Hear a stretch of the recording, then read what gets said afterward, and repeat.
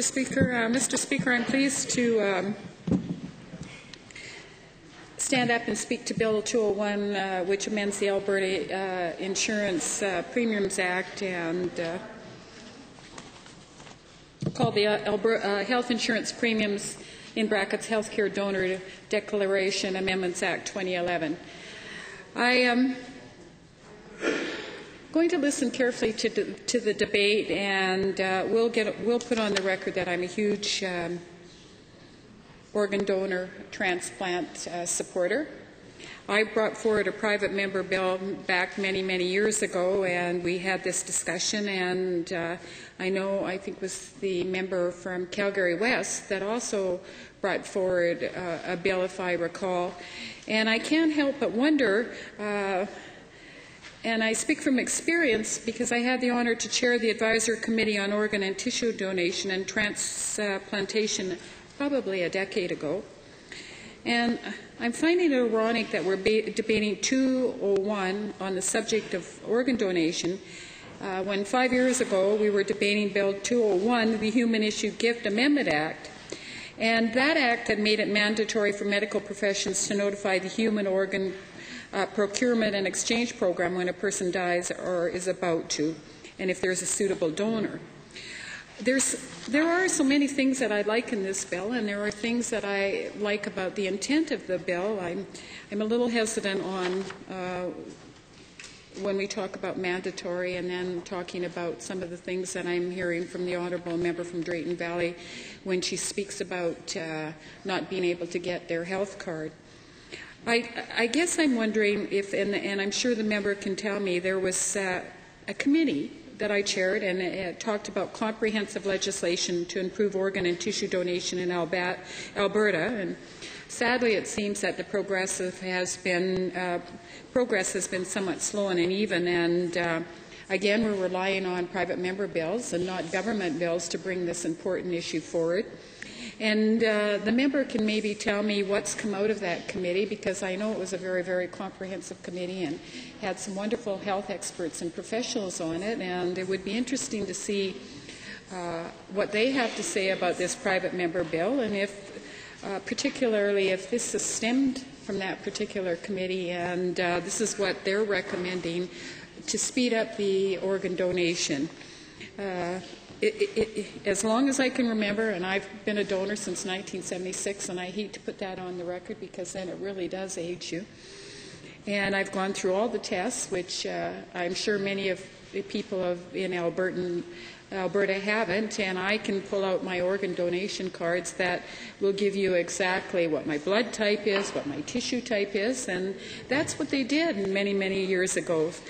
The experts are calling, and they have been calling for as long as I can remember, about greater coordination and long-term planning for organ donation, and how we need to think ahead if a catastrophe appears. There's nothing worse in my mind than, God willing, being a parent and having to make a difficult decision when you have a child that is in intensive care. And I have had a friend that's gone through that when her son was murdered, when we traveled the Safer Community Task Force, and not only having to deal with this child who looked perfectly normal, and making the decision that, one, there was no brain activity left, and two, then being approached by the same people asking if they would be willing or not to donate Devon's organs. And I don't know how many times I've heard the mother speak, and I can only tell you that every time I do hear her speak, there isn't a dry eye in the house in regards to a horrific story about her son. Currently, and from the quick numbers that we were able to grasp, there's over 400 people in Alberta waiting for organ donation. Well, and the stats are telling us that half of them will receive the needed transplants. Many, unfortunately, do not receive theirs on time. As I indicated, as the organs shut down, they must endure the pain, along with the family, of watching their lives, those they love, slip away. And Canada has one of the lowest donation rates in the world. One dying person can have a huge, huge impact on saving someone else's life. And I'm sure the member from Drayton Valley can tell the impact that she's received from her cornea transplant. And it's indicated in the records that we've been able to find that one donor can help as many as 80 people. Most people don't realize just how long people wait for donations. Albertans have a shorter wait than most for kidney transplants, but the wait is still 2.5 years. The financial implications in regards to being on dialysis, and the member brought that up, is about $60,000 a year. A very simple but overlooked step to improve donation rates is education, and we've heard some discussion about that. I think Ontario and BC have taken a leadership role by creating donor registries. Government agencies, and I say that with all sincerity, the government, not a private bill, have actively promoted organ donation, and the results are worthy to look at. The committee that I chaired called for a provincial organ and tissue donation and transplantation or transplant system.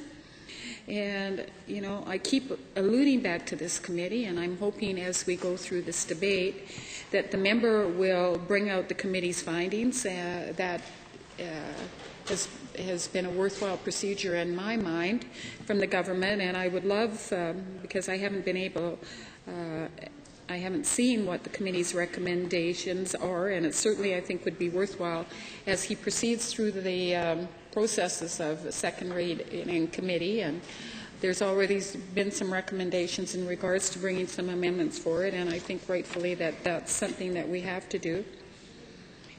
I think what's important that we have to remember that donations right now, this donation system that we have currently in this province relies on the goodwill of others.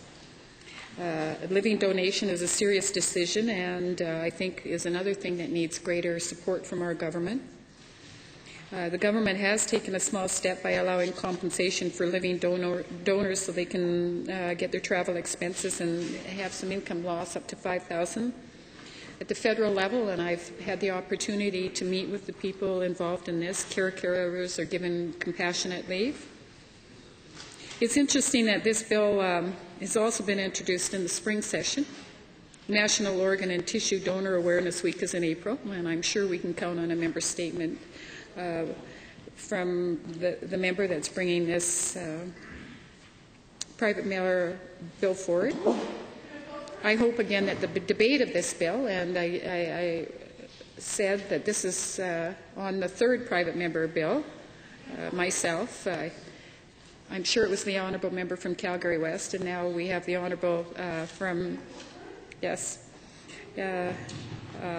bringing forward another private member bill. And Mr. Speaker, I guess one of the things that I want to reiterate over and over again, and I was with the government when I brought that private member bill forward, and I know that the other two members are still with the government.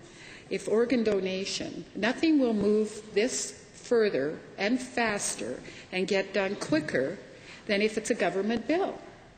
And if the priority is for us to increase organ donation, then instead of a private member bringing this bill forward, and as I explained, we're on our third private member bill, why is the government not bringing this bill forward?